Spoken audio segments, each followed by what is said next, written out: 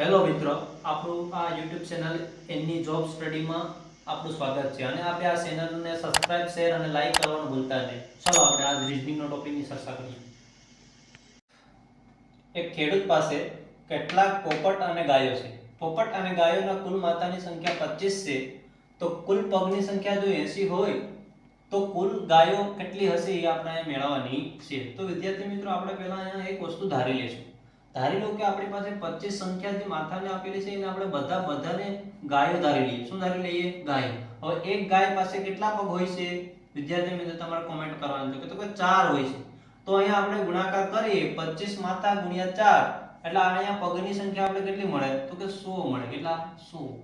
એનો મતલબ એમ થાય કે જો આપણી પાસે આ વસ્તુ આપેલી ખેડૂત પાસે છે, બધે બધ આ 25 છે માથાની સંખ્યા, એ બધે બધ જો ગાય હોય ને તો આ પગની સંખ્યા કેટલી થાય? 100 થાય. કેટલી થાય? 100.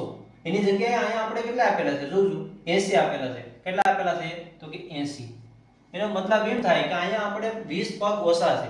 20 પગ ઓછા છે એનો મતલબ એમ થાય કે આપણી પાસે આ જે કેટલાક પશુ છે એમાં શું હશે? તો કે પોપટ પણ હશે.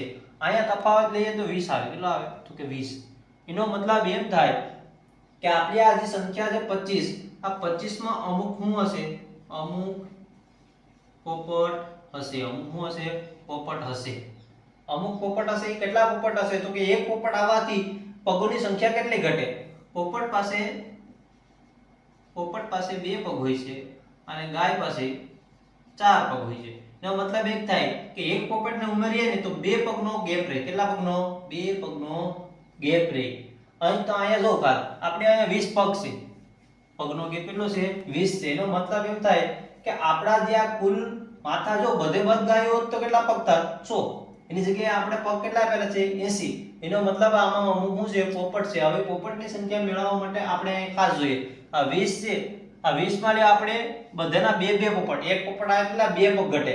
એની રીતના આને 2 વડે ભાંગીએ તો કેટલા આવે? તો કે 10 આવે. એનો મતલબ એમ થાય કે આ જે સંખ્યા છે 25, આ 25 થી કુલ માથાની સંખ્યા છે એમાં 10 તો પોપટ છે. શું છે?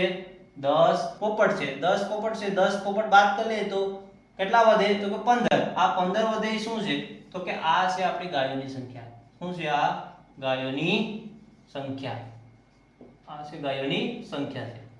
તો આ રીતના આપણે આમાં ગાયોની સંખ્યા મેળવી શકીએ. જો તમને પોપટની સંખ્યા આપેલી હોય કે ન આપેલી હોય તો મેળવવી હોય તો મેળવી જાય. પોપટની સંખ્યા 10 છે અને ગાયોની સંખ્યા કેટલી છે? 15 છે.